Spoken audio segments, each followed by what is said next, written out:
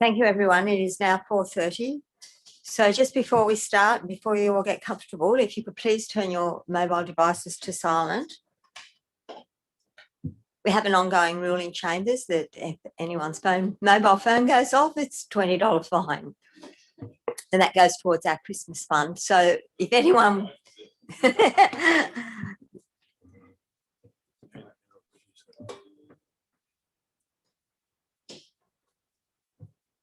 Councillor Anna Shields has advised that she will be running just a little bit late, so she will walk in at some stage through the presentation. So as it is tradition for public meetings and events that are held in Chambers to acknowledge country.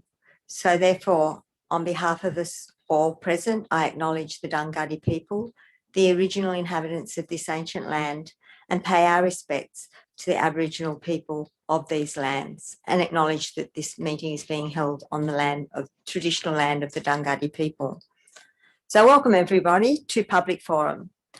Public Forum relates to presentations and representations on the agenda item matters for the monthly ordinary meeting of Council.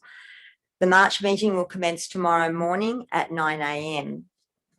For this meeting, it is a requirement that I advise Public Forum is being live streamed, and your attendance at this meeting is taken that consent is given by you for the possibility that your image and or voice may be recorded and broadcast to the public via live stream. I now call on any conflict of interest. Yes, Councillor McGinn. I'm not sure if I need to declare that I've been successfully appointed to State Cover Mutual. I thought that might be of interest. I haven't actually officially, I've still got to go through fit and proper, but I'm accessing paper and information. So I thought it was worth disclosing that to Council. Yep. And the other thing is I'd like a standing non-financial, non-significant, non-pecuniary with regards to one of the items in the confidential. I know we're not discussing it tonight, but it is in the pack. And I believe we're to declare conflict of interest even if it's not being presented in public forum. I need to declare a non-pecuniary insignificant conflict of interest for item number 9.2, which will be discussed tomorrow on the Plan and Management Council managed Crown lands, as I own land and reside in a property bounding the East Kempsey Riverbank Reserve.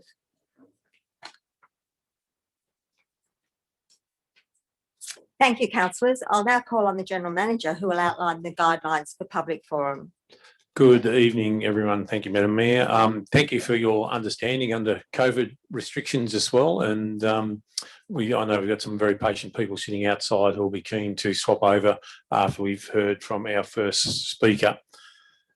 The forum for public forum is that the speaker has 5 minutes to speak. There'll be a time clock up on the screen here so everyone can see that. There will be a beep go off after 4 minutes. The speaker then is able to take questions and answer any questions that the councillors may have. They have up to a minute to answer each of those questions. They also have the ability to decline to answer those questions should they choose to. We ask that all of our public speakers speak to the subject on hand of the item on the actual agenda, that they do not attack residents, councillors, staff members in their speech or be derogatory or defamatory in any of their language, and that they maintain the focus on the item at hand. So the key issue with that is the 5 minutes. You will see that being counted down on the clock behind me and it goes up onto the screen. Thank you, Madam Mayor. Thank you, General Manager. We have three public forum speakers this evening: Andrew Mealing, Joshua Dennis and Colin Ryan. Speakers are taken in the order that we received them. So the first speaker I'll call is Andrew Mealing. Andrew will be representing the Hathead Caravan Park annuals, and he'll be speaking against 9.1, the Macleay Valley Coast Holiday Park's annual licenses and master plans. Welcome, Andrew. Thank you, Maris. Mayors and councillors, I'm here to speak on behalf of the Hathead Annuals against the adoption of the licensed site policy and annual licence strategies and the 10-year concept plans for the Macleay Valley Holiday Parks, item 9.1 of the meeting agenda. We would like to acknowledge the councillors in engaging the services of an independent consultant, Locale, to conduct this study that included consultation with community and relevant stakeholders. After reviewing the extensive reports and future plans, which took several months to produce, community has had only several days to gain a limited understanding of these documents. It's clear that the economic improvement of the Macleay Valley Holiday Park is a driving factor in this report and that transparency is important to council. We believe that the Macleay Valley Holiday Park annual licence site management strategy provides many unclear statements. Under the New South Wales legislation, manufactured home estates, caravan parks, camping groups and movable dwellings regulation 2005, section 73, subclause 1C, the owner of a holiday van that occupies a short-term site or campsite must not be permitted to stay in a holiday van for a total of more than 180 days in a 12-month period. This is also stated in the annual licence site management strategy. In actual fact, the annual licence holders have always been limited because of our contracts to 150 for more than a decade. On page 12 of the March 2021 business paper attempts to justify the 25% fee increase due to the disparity between revenue generated by annual sites opposed to powered tourist sites. This only exists because of our contracts limits us to 150 nights, not the legislative maximum of 180. The fees for our sites are set by council and the annual site holders simply pay them. Council has caused this revenue disparity and have limited the income generated from the annual sites. Why are the annuals being cited as the cause of revenue disadvantage when it is mismanagement of council? Section 12 of the Holiday Parks Long-Term Casual Occupation Act 2002, number 88 states, if an occupation agreement is wholly or partly in writing, the park owner must give the occupant a signed copy of the agreement for the occupant to keep as soon as is reasonably practicable after it is signed after all parties. Maximum penalty 5 units. Our only recent copy of a signed contract is dated 2017. Why do we not have a contract each year?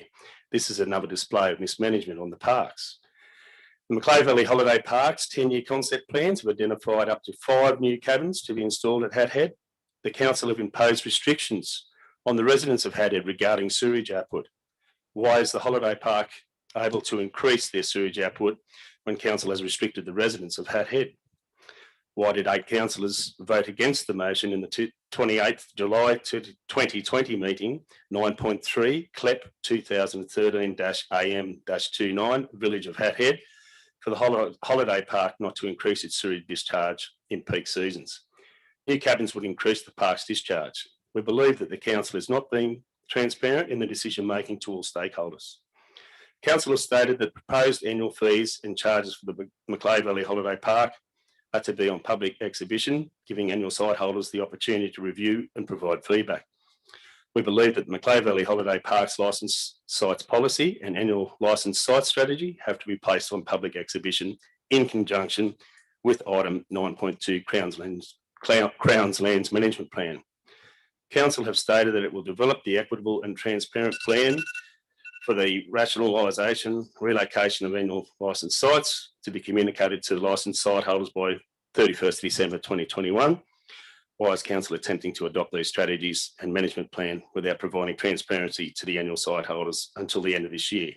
It's important that the consultation and transparency begun by council with the adoption of the licensed site policy and annual licensed strategies and 10-year concept plans from the Macleay Valley Holiday Parks not take place without being placed on public exhibition first. Thank you, Mayor and councillors. Thank you, Mr. Mealing. Is there any questions, councillors? Thank you. Councillor Patterson. Thank you, Mr. Mealing, for your presentation. There's a couple of questions. Is there any talk amongst the licence holders, the yearly licence holders, of allowance for any movement in their sites, like to put them in a smaller area or a single area as proposed? Has there been any, what's the conversation? Yes, Councillor Patterson, we have had discussions, we've had meetings about the people that have got to be moved up into the precinct areas that currently is proposed on the plan. There's a little bit of confusion, as is indicated by the plan, that it'll be run by a ballot system. We don't know how that's going to work. So how do they work out who deserves to go and who doesn't? There's 7 sites that will be lost at Hat Head out of the 47, which will be relocated into the entry precinct. So yeah, we have banded together to talk and say that we'll help each other affect that movement. But yeah, we're not quite of the understanding of how the ballot system works. Do you think the holiday park at Hat Head is an actual where do you think that it rates highly, the holiday park at Hat Head, compared to the other 5 parks in our Shire? Previously, when we spoke about this the first time it read its head, we spoke about the dynamics of each village having different dynamics as opposed to Crescent Head to Hat Head to Grassy Head, Stewart's Point. Some villages are very quiet and sleepy. Hat Head does see a lot of people currently under the COVID restrictions because people can't travel. We've seen a lot of increase in holiday makers.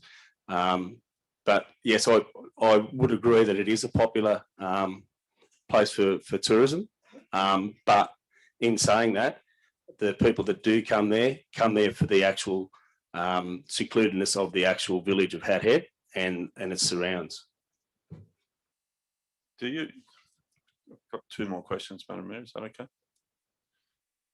Do you think that there'd be opposition in annual site holders being requested to lift or to make sure that their caravans sites are up to standard, as in building code? I believe that we haven't got a problem with that. I think that that's not a bad thing. I think that's a good thing that we all come under the same umbrella, that all sites are up to the standard. We would be happy to have the sites meet code, council code. There's one concern that I do have. This is the annual inspection fee under the Movable Dwellings Act. I don't know why they need to be inspected yearly, like annually. I believe that if they are of code, I think that then should be substantial. And then each site should be under the actual contract that's signed with the park management, that any other underlying issues be maintained within the actual site. Mm-hmm. And one last question. Do you think the annual sites are part of Australiana, that the caravan parks have these sites within building code? 100%. It does state there that you are looking for the wider community to visit the parks, the Macleay Valley holiday parks. But in saying that, what needs to be taken into consideration is the fact that the annual site holders do offer a guardianship over that park. They do look after a lot of things. They are parts of lots of businesses, community groups. We look after, we patrol, we operate the clubs, and we actually maintain the area. We stop people from doing things that they shouldn't be doing. We pick up, we clean up. So yeah, we do a lot of work that's not actually noticed by council, that's not seen. Yeah. Thank you for your representation of residents. Thank you, Councillor Patterson. Councillor McGinn. Hello, thank you for your presentation tonight. I just want to ask, do you think there's a misconception that annual licence holders have a permanent right? I don't believe so. No, if you're asking whether we believe that we've got the right to occupy that site, no, not at any stage have we ever mentioned that we've got the right to occupy that site. All the way through this, we've always said what we contribute to the community, to the social fabric of Hat Head, is in terms with us actually occupying the sites to make this happen. It allows us to stay there to in fact, patrol the beaches that the council can claim that they've got the safest beaches on the mid-north coast, to clean up the beach accesses, to the amount of work that we do. So we don't claim as per se, yeah, we've got every right to occupy the site. We do actually, there's a maximum return that we do give back to the community. So just to clarify, do you feel that your fellow Caravan annual license holders are fully aware that the licenses are annual licenses only? Yes, we do understand that. Yeah, 100%. Yeah. Councillor Saul. Thank you, Madam Mayor. I'll be very brief. Mr. Mealing, any idea the amount of people from the annual sites who actually contribute to the community in numbers, please? As far as families, you're saying, out of the 47 site holders? Yes, sir.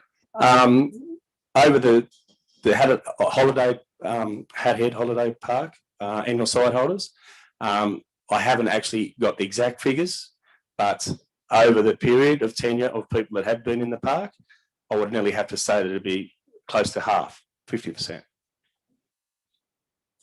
Councillor Morris. Andrew, just a quick question for you. Could you explain what sort of reputation, if any reputation, that the annual van or annual licence holders have with the casual park users? Do they like you, dislike you, rely on you? Yes, Councillor Morris, to just give you a brief sort of view, every time that people come back to the park, there are a lot of people that revisit the park, and we've actually seen their families grow. They come and break bread with us. They sit on our verandas. They talk about fishing sites, what's going on. We interact with the people that visit the park, and with comment, because we have spoken at length with the people that visit. They are a bit shocked that there's a reduction in sites of annual licence site holders. So the feedback we do get from people that visit the park has always been positive, and the level of respect that they show for us in return, which we show for them, gives them a sense of security.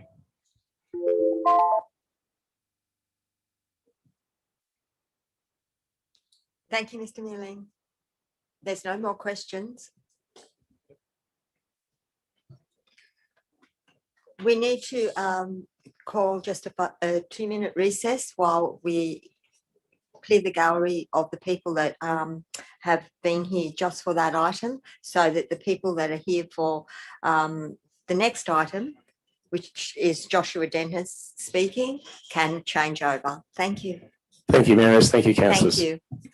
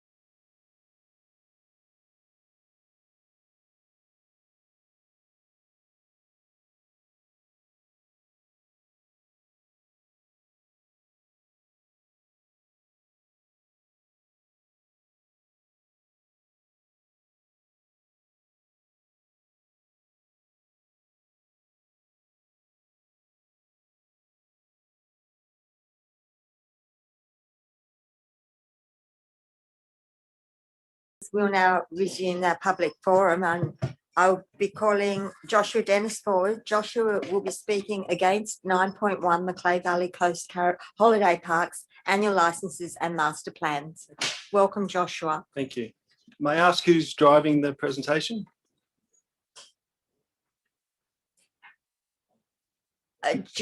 Joshua, were you present when we introduced public forum this up? No. I'll do that again. I will just ask the general manager to go over the guidelines that we have in place now for public forum. Thank you. Right, you've heard these before, Josh, so I think you'll know them pretty well. 5 minutes, the time is up there. You'll hear a beat go off at after 4 minutes when there'll be just 1 minute left. We ask all our speakers to stick to the topics actually there, provide the information in a factual manner. Please refrain from any derogatory or defamatory remarks to members of the public, to councillors or to staff, which, yeah, I know there's no issue. So, Josh, thank you. All right, thank you. So I'll just jump into the key points here. So the key points are the Crescent Head foreshore, including the Caravan Park and the foreshore master plan. The problem is it's been a fragmented design, 2 designs for 1 area. And I can see why that's happened, because this is where we are today. So basically, I think, so there's as a whole, it should have been designed as a whole. There's been no public meetings apart from a select group of 20 people, which did a workshop in Crescent Head. So all these people, no one feels like they've been represented. There's been 0 community meetings. What I'm asking for is that there's been a recommendation put forward that council adopt the recommended plan for Crescent Head. And what I'm asking is that the councillors adopt, they're asking you to adopt the recommended, that's correct. And what I'm asking is for the councillors to adopt the alternative plan. And what the alternative plan does, it does not include the foreshore cabins. What this will do will give us maximum flexibility for the future. As soon as we put any infrastructure on that foreshore, we've got a 10-metre throat there. It's really narrow. If we start approving cabins, putting sewer, putting power, we've lost that area forever. We need to design it as a whole. That is all we're asking for, is a holistic design. That's it from the start. So for just second thing. So in summary, there's been no open meetings to the community. There's been incorrect, my personal opinion and those of that in this group, there's been incorrect information provided to the community. The community feedback clearly shows that the loss of 30 to 34 car parks is not what we want. And in October 20 last year, councillors voted to approve the foreshore design against the recommendations of the planning staff. And I'm not overly happy with that. And what's happening now is council's being asked to approve these cabins on the foreshore. So the feedback to date has been 269 people filled out the Your Say Macleay submissions. I think 140 of them preferred option A over option B. It wasn't a definitive, do you want to lose the car parks on the foreshore? Do you want this? It was just, do you prefer it? Do you feel safe? In response to that, those submissions, we had 548 people against. We had a petition of over 3,700. We had another group of signatures of over 660. And so I just want to ask the question, why did you put it out for community engagement? We came back to the councils, we said we didn't want it, and then the council's gone forward and approved it. So we're really confused. If you go forward, so the precinct we're talking about at this point is this precinct here. If we move through quickly, here we have the recommended plan, which shows the cabins, which I'm asking you not to approve. If we move through quickly, the alternative plan is what I'm asking you to approve, which allows for the most flexibility for the design into the future. Not a big ask, let's just not approve these cabins today.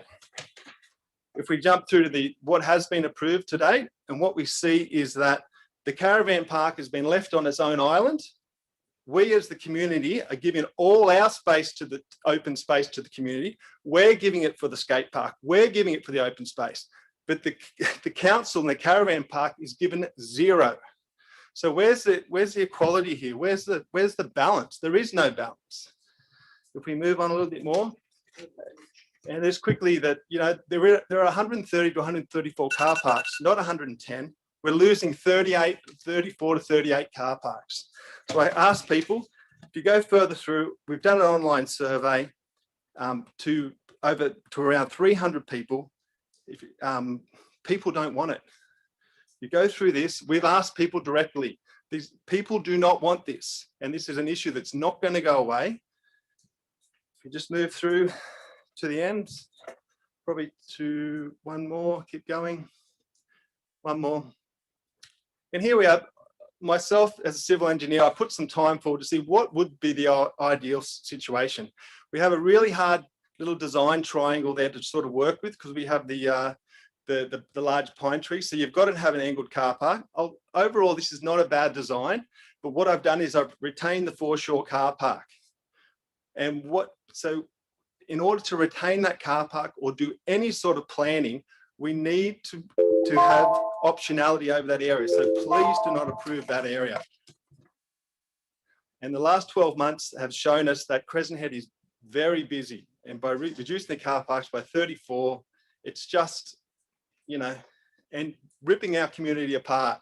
This is the heart and soul of our community, is that Crescent Head car park where we all go, we all sit, and we talk with our friends. And, you know, if you drove out there today, you would get a coffee, you'd eat your pie, and you'd drive there and you'd watch the surf. You wouldn't go and park 100 meters up and then walk up. You sit in your car. Joshua, your 5 minutes is up. So,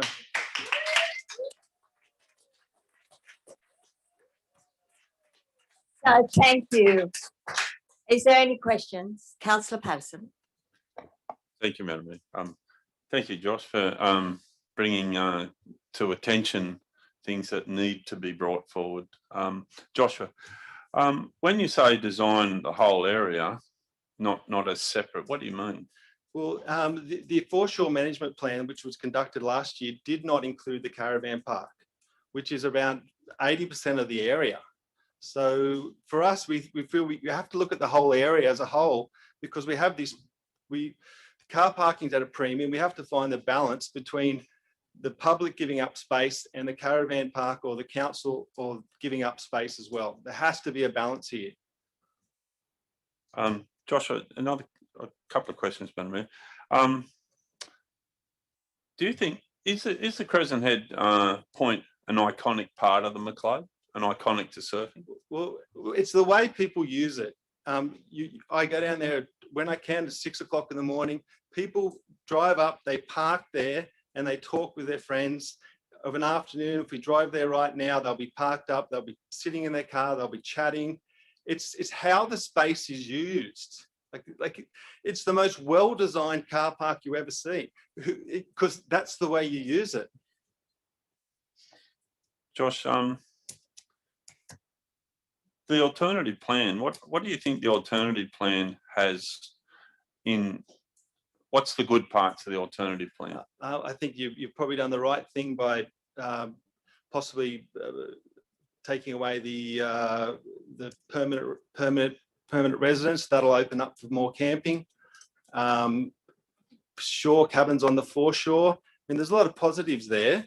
It's really just, they're all quite manageable things, but it's really, once you start getting down to that space, which is where the funnel or where everyone comes to, you really have to design it well.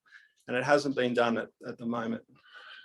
Joshua, do you think the public would be opposed to timed parking at Crescent Head? Well, I think, I'm not sure about everyone, but I think the solution is time parking, but with residents concession park. So residents can go. The people who are parking there all day, they've got to pay for it. I mean, that's the only solution. I mean, everyone mightn't agree, but it's the only way to have some sort of turnaround. Joshua, one more question. What do you think Crown land is actually for? Well, my idea is that the aim of a reserve is to provide access to the public, and the majority of the way people use that is by public and day visitors. So the day visitors should be given given priority over 6 cabins. You got hundreds of people coming there. You know, we all go there. We can't get a park, yet we're going to give priority to 6 cabins over the future of how we use it. It just doesn't. There's just no balance. Thank you. Thank you. Councillor Williams. Sorry, I can't see That's Councillor. right. Oh, you're sharing a mic. Not Yeah. Councillor Baxter. Thank Your mic's over here. Oh. Thank you, Chair. Thank you, Chair. Josh, magnificent. I don't know how many times I've said in this chamber that Crescent Head, if you probably remember, a book was released a few years ago. It was named the #1 beach in Australia. Yeah. I mean, thousands of beaches. Councillor And Baxter, your question. That flow, well, what I'm saying is the way it is at the moment, the foreshore car park is atrocious. Yep. Atrocious. Dangerous. Yep. Narrow. Councillor and Baxter, your question. I'm saying this is a wonderful. No, your Present. question, not what you're saying. Your question, please. The question is, can you see that area? Is there any way we can make that picture bigger, Daniel? I'm not necessarily saying that this is the solution. I'm just trying to highlight that you could, if you take 5 meters, you can radically change the design. Yeah. And what I'm saying is, if you look just above where it says retains car parking on the point, see that printing there? Yep. And that bit of road there just below the green trees. Yep. Yeah, I mean, you could have both. You could have a row of cabins there just behind those trees. You know, and so there's my question. Could we have both? You could definitely have both. There's a question.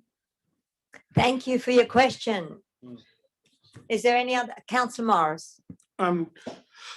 Excuse me, Joshua, what impact do you think, if any, the loss of the Point car park would have, not necessarily on the people and how they use it, but the reputation of Crescent Head as a national surfing reserve? Oh God, it's just I don't know how to quantify. I mean, DVDs about it, mate. I mean, people. Champions have come and said that's what Crescent Head's about. You can pull up at this bloody place and go for a. As a point of order, you're not the speaker, Joshua. Yeah, That question was directed to for- Joshua. Joshua, For can me, you please it's a pretty answer? beautiful sight to see people pulled up there, whether they're from here or not. Van life people with their hipster haircuts and their longboards laid out there. It's a wonderful thing to see people enjoying it. That's how they enjoy it. If you pull that away and they've got to go and park back 100 meters, that whole surfing thing's gone. It's just gone forever. Thank you. Is there any other questions, further questions, councillors? Thank you. Right. Now we'll need to take another 5-minute or 2-minute break while the people that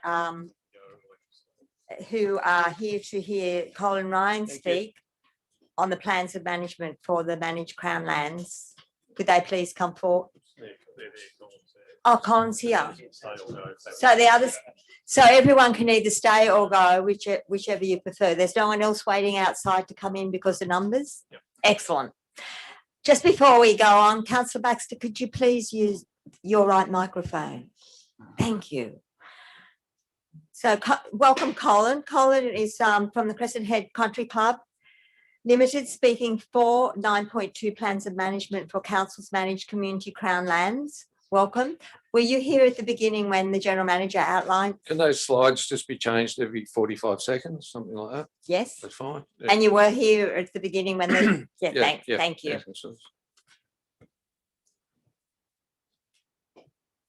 We are a community club which has been in existence since 1958. Our club seeks to provide recreation facilities for members and guests at the Crescent Head Crown Reserve. We manage the golf course and tennis courts via a lease and manage a large portion of the reserve site, which consists of 135 acres of land on behalf of the community of Crescent Head. This site is known as Crescent Head Reserve. Our reserve is the second largest within the Kempsey Shire. However, the report only reflects one of the lessees, being the holiday park, and does not provide a holistic or collaboration approach to all lessees on the Crown Reserve and their current and future plans. The reserve consists of 3 managers lessees, the holiday park, the club and the council. As a lessee, we fully support in principle the council managed Crown Land Plan of Management report dated February 21. However, as outlined on page 1 of the report, and I quote, "A plan of management is an important statutory declaration that provides information for the effective long-term management of public land. It also establishes directions for planning, resource management and maintenance of that land. The purpose of the document, as quoted at page 1, states, the council managed Crown Land Plan of Management addresses the subject land as it is today and establishes directions for future management and use of these important public resources to meet the diverse needs of the community. The plan of management also authorises council to renew and enter into future leases and licenses over the subject land where certain conditions can be met. Based on the introduction of this plan, this document has significant weight to current and future plans of lessees like the club. Since 2018, the club has been working directly with the General Manager, Director of Infrastructure and Senior Managers on enhancements of recreation infrastructure within our leased area. Our plans have been driven by the community needs to enhance the recreation facilities, improve environmental benefits and benefit the community who use our recreation space.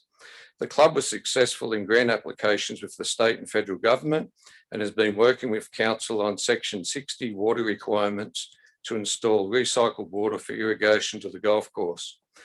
This will save millions of litres of recycled water being pumped out into the ocean when it can be used in a controlled manner that benefits the environment and community.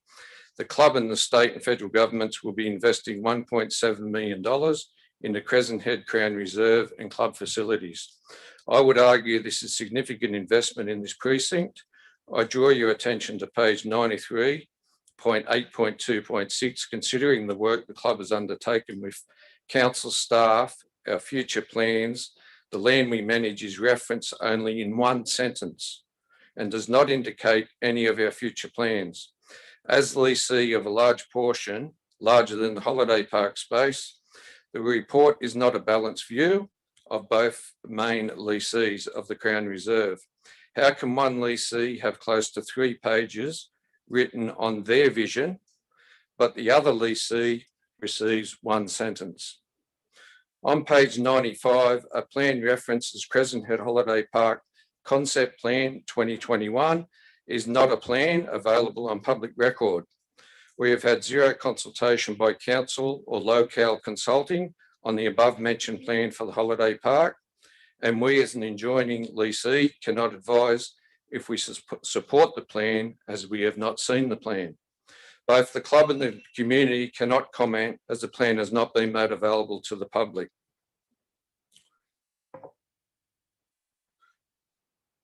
The General Manager attended our AGM at the club in August 2020.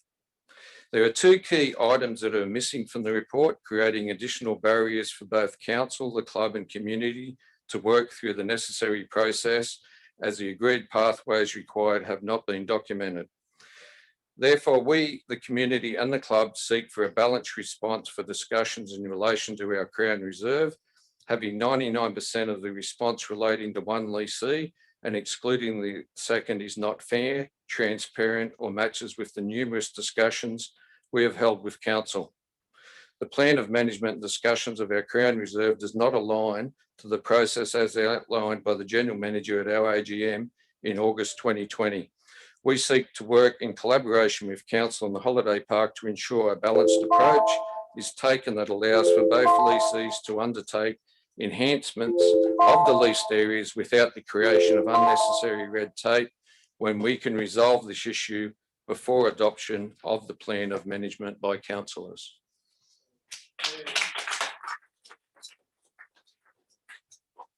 Thank you very much, Mr. Ryan. Is there any questions from the councillors?